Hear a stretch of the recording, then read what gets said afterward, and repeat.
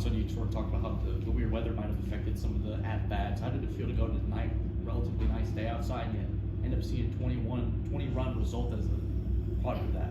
Yeah, it's great. I mean, the weather definitely, it doesn't affect the weather doesn't affect our mindset, but it certainly affects the distance the ball travels once it leaves the bat. And so with the wind blowing in and that cold air last weekend, we, like JJ said, we impacted some balls, pretty well that just got hung up with the wind blowing in with that weird cold front that was through. But tonight was more indicative of, how our stadium plays. And, not that we're going to hit 4 home runs every game. I hope we do. But we just have guys that, can hit a ball and hit it out of the park. I mean, Tristan Becerra didn't get all of that ball and got enough of it to get out. JJ didn't get all of his. We just power is a tool that we have. But before we hit, all those home runs, we were flying around the bases tonight too, with some very aggressive base running. So I really like this offense. I like that it's dynamic, it's balanced, and then we always have a few guys off the bench that are going to be able to come in and contribute right away as well.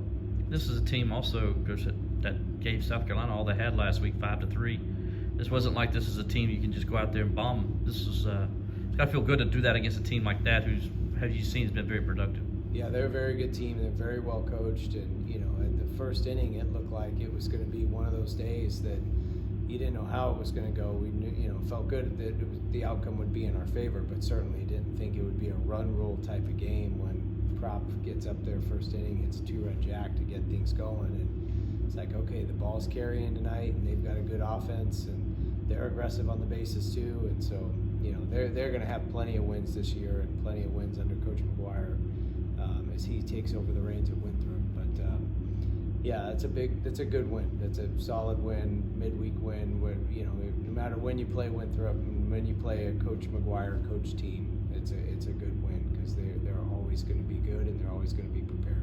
How explosive the offense was tonight. As a part of you wish you maybe would have been able to save some runs for the series you got coming up this weekend? Yeah, people say that. I don't think that really is a thing. But no, we want to score as many as we can and have as many quality at bats as we can. It's our offense is a run scoring offense. I mean, the goal of our offense is to score runs. So that'd be like a business saying, the goal is to have revenue. You don't say, dang it, we made too much money this year. It's just like our offense. Like we'll never say, we scored too many runs. We just want to repeat the quality at bats and know that the outcome will be in our favor if we can just stick to having quality at bats and do it score as many as we can get all the time. This is the last time we'll talk to you before that Carolina series. Can you kind of break down what you see on that side of the field? Break down them? Yeah. The roster on both teams change every year, but the feelings are exactly the same. It's the best rivalry in all of college baseball, bar none. When I was here in 2002 and playing in Sarge Fry Field and Coach Tanner against Coach Leggett and their players, Euron Peters and Drew, what was the shortstop in 2002 for South Carolina? Drew something. He was really Drew Myers at short. I mean, Landon Powell's catching. I mean, it's just like they had their explosive players. We had Khalil Green and Jeff Baker and Michael Johnson. I mean, it's just there's always going to be dudes on both sides, and both rosters are always going to be good. And the fan bases are going to both be off the chain, and it's just going to be awesome. It's going to be electric, no matter where you play them. I mean, we can play them here, there, Floor Field, Segra Park, or in the freaking parking lot, and it's going to be off the chain, right? And it's just looking forward to it. I'm excited for our guys that they get to be a part of it. And I've said this since day one, since sat here, at the press conference. We will respect this rivalry, the nation's best rivalry. We will treat it with the utmost respect, and we'll show that respect by how we prepare for it all year long. It's not just, let's talk about South Carolina, the South Carolina week. This is part of our program all the time, since meeting one, day one. So very excited it's here, and it's something that we certainly all look forward to every week 3 of the college baseball season. I was gonna ask you about that, as far as I know in the preseason you have your classrooms and stuff like that. How much of the classroom is dedicated to this rivalry? We mention it almost daily. I mean, we do, we have things in our program, we call them Gamecock runs. We have things that it's spoken about often. And we have, things inside of our program that are dedicated to them all the time. And we're always paying close attention to them, and they're paying close attention to us. And the rivalry is best when both teams are awesome.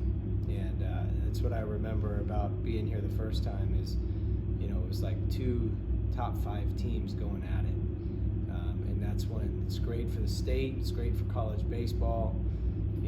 When South Carolina and Clemson are 2 of college baseball's best teams, with 2 of college baseball's best rosters, it just fuels that rivalry even more. Usually in this rivalry series, I feel like this is like one of the big tests for both teams. Does it make you feel a little bit better knowing that you guys have already been tested in that opening weekend series out in Texas? Yeah, I mean, we feel good about the prognosis of this season. This is more about, this is a separate goal within the rest of the team goals. But this will be a different kind of a test, because this is this is even bigger than like an atmosphere and a stage and lights that's just unique and outlier. There's only a handful of environments nationally that can even come close to what this is going to be like this weekend. So it's going to be fun. It's going to be awesome. But yeah, I mean, it's kind of like going into the Shriners Children's Showdown. We felt good about the team. We wanted to win all the games, but we knew we have something special here regardless. What's the future with the rivalry as far as the home and home sites and stuff like that? Is there something where you guys want to continue to do it the way you're doing it, or maybe eventually you do get to a true home and home series each year? I'm not sure. I know those conversations are being had at the athletic director and administrative level, and the coaches will weigh in. But I'm almost positive for the foreseeable future that discussions are a home neutral away or an away neutral home type of situation. But I know it's changed a lot in the past and evolved over time. So might do that again, but I don't see it changing at least next year. I think Dominic Liski has been struck out once so far this season. What makes him kind of a player that's just hard to get out for pitchers? Well, he's 24 years old. He's in his 6th year of college baseball, but every year that he's played college baseball, he's had a high on-base percentage. So he has not just this proclivity, but this obsession for getting to first base. Like, he loves getting on base, and he's really good at getting on base. So it's the lack of the strikeout, and strikeouts happen, but it's for him, it's just wanting to get to first base to score runs. And getting on base for him ignites the offense, and he just happens to be one of those guys that has elite plate decisions, which is one of our key performance indicators for an offense. You've got that before you even swing, and how hard can you hit it, or how often do you hit it when you do swing. Just the decision to take balls or swing at strikes, he's very good at that. And so he can hold the zone with the best of them. And just that strike zone awareness and the plate decisions he makes when he's up there is what leads him to be able to find his way on base a lot. He's just got a gift in that regard. I think Kwok today on his radio show mentioned that Talent was going to medically retire. Can you comment on that, and then what was the decision behind all that?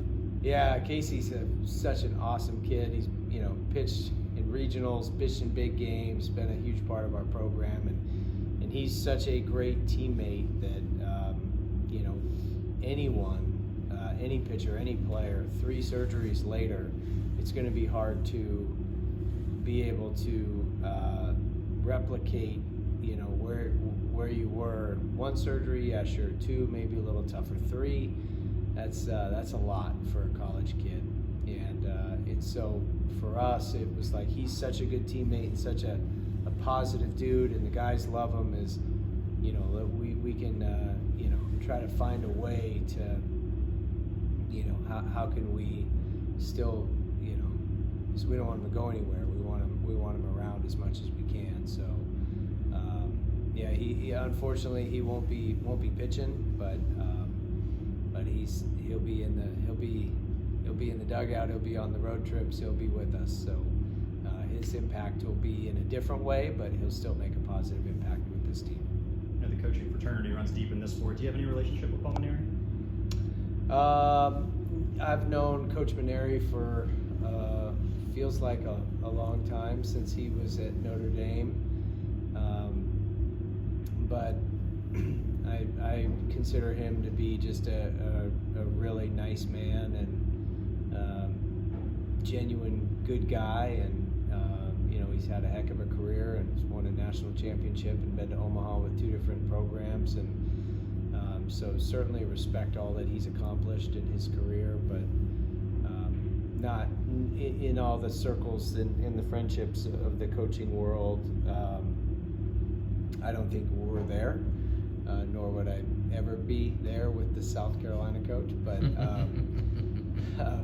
he's a great guy, nice man, and I have a ton of respect for what he's accomplished over a coaching career that spans, I want to say, almost 5 decades. Yeah. Anything else for Coach?